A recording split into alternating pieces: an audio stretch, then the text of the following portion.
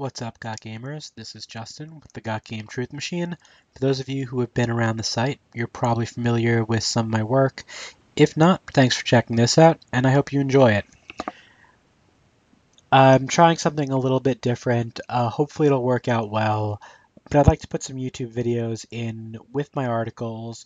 So for those of you who would rather watch a video, get kind of condensed version, you could do that. If you'd rather read the full article and get some more details, you could do that as well.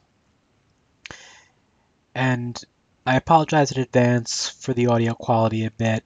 I know it's not the best, but I'm a poor grad student and I can't really afford to invest in an expensive microphone until I'm sure this is something that I'm going to do for the foreseeable future. So what I would like to talk about is the recent rumor that Nintendo is going to be releasing a new Mario game in October, and particularly the reaction to this rumor from some of the game community on the internet. Now, the rumor itself, I don't think it's based on any inside information. Nintendo's normally fairly good about keeping leaks plugged and stuff, but it's just, I think, an educated guess, and it's pretty likely to happen. Whether it's October, November, the overwhelming odds are that we'll see a new 3D Mario title this year. And some people are really excited about getting a new Mario game, especially considering how amazing the first two Galaxy games were, and it's going to be the same team working on it. Other people, they're negative. It's the internet. They're being negative, and they're kind of trotting out the same old, anti-Nintendo rhetoric that's always spewed out. Nintendo, they don't make any new games. They just keep releasing Mario titles. They never release new IPs, and so on and so forth. So let's look at the facts, see what information there is out there, see if this is the case, and if these complaints really have any merit. So we're going to start by taking a look at Nintendo's big IPs over the Wii generation, and we'll compare that to the other console manufacturers, see how they stack up. Looking at Nintendo's big IPs over the generation and how much they have milked them, you have two Wii Sports games, two Wii Fit games. You have two Mario Galaxy games, one New Super Mario Brothers game.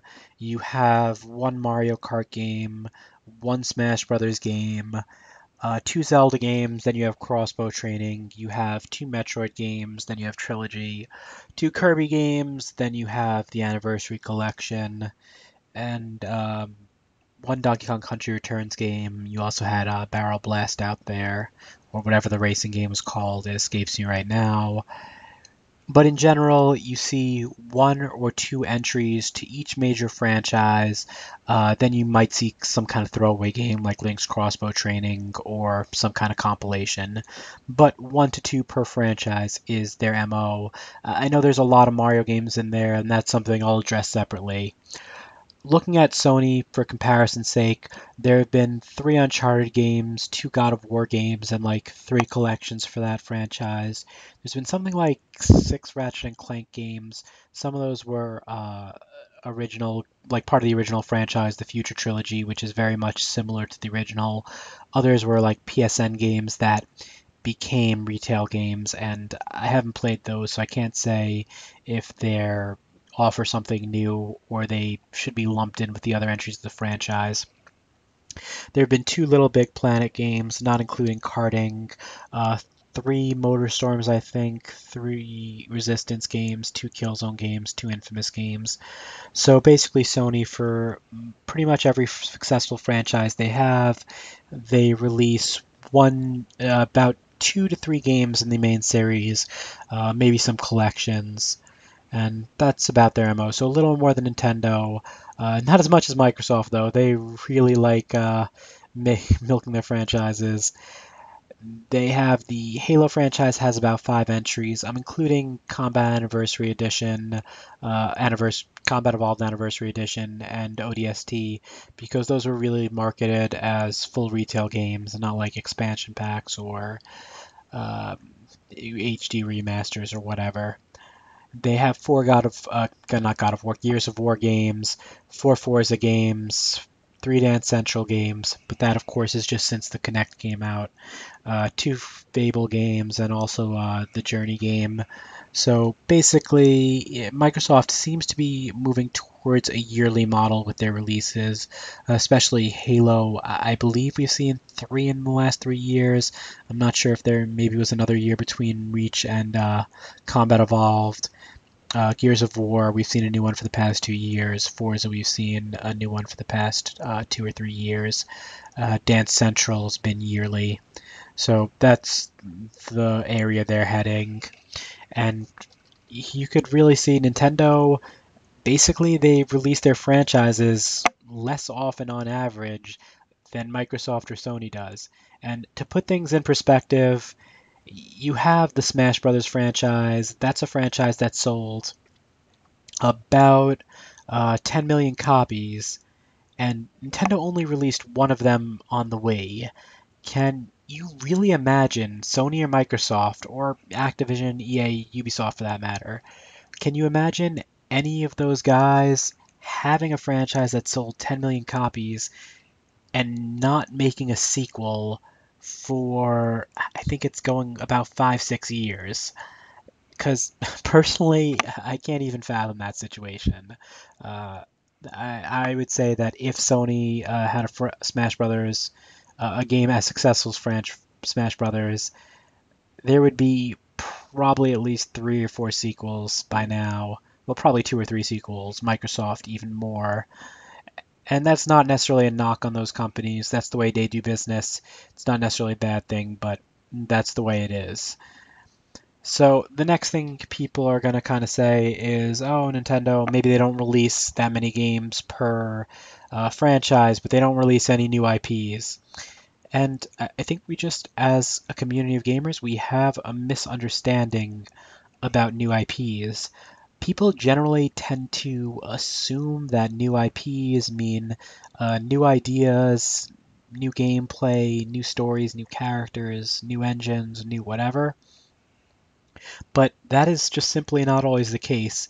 And just to make one comparison to kind of drive that point home, compare something like Dante's Inferno to something like Kid Icarus Uprising. And there's plenty of non-Nintendo examples I could have used, but it's a Nintendo-based video, so we'll go with that.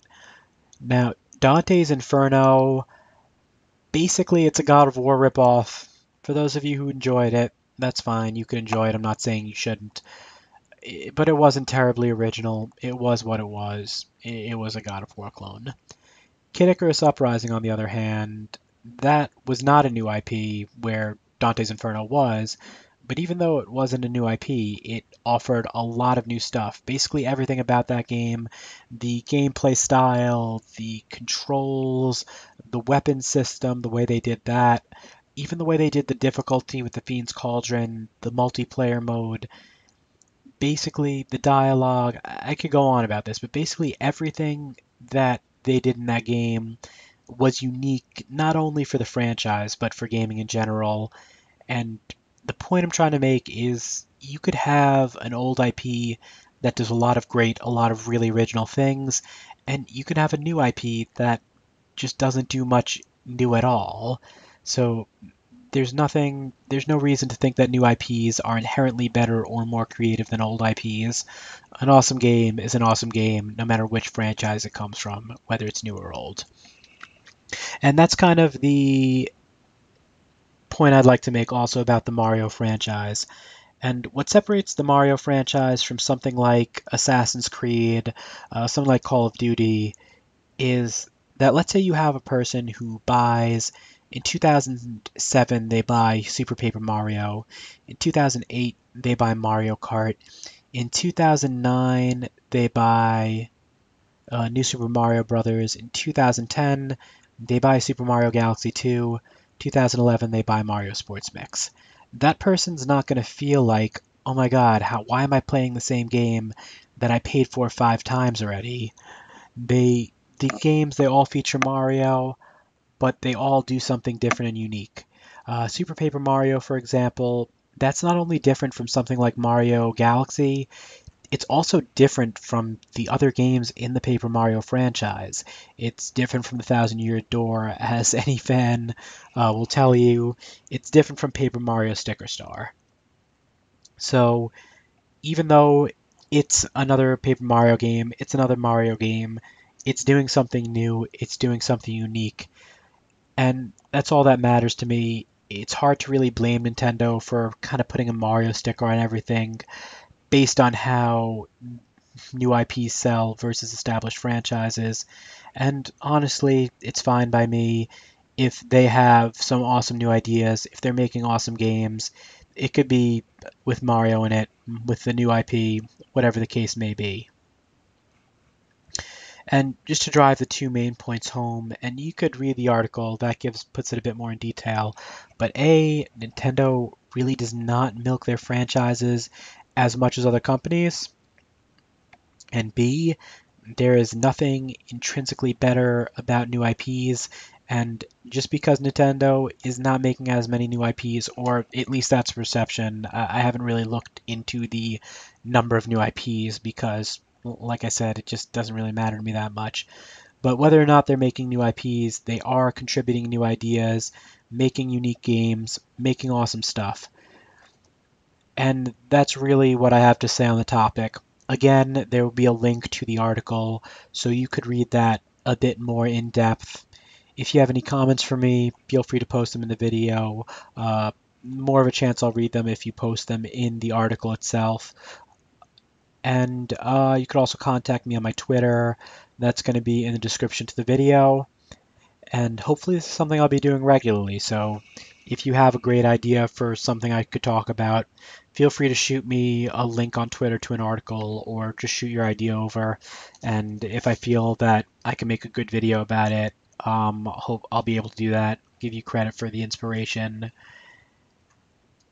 Until next week, I'll probably have something for you then, but until next week, keep checking in with gotgame.com for video game news, reviews, and what have you.